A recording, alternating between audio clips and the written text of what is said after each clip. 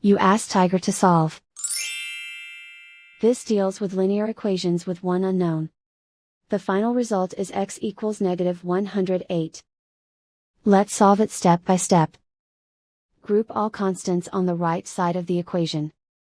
Subtract 2 from both sides. Simplify the arithmetic.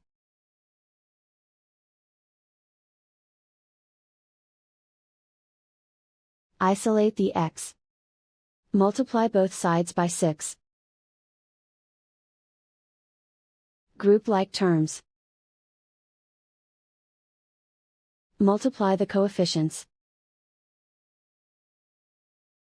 Simplify the fraction.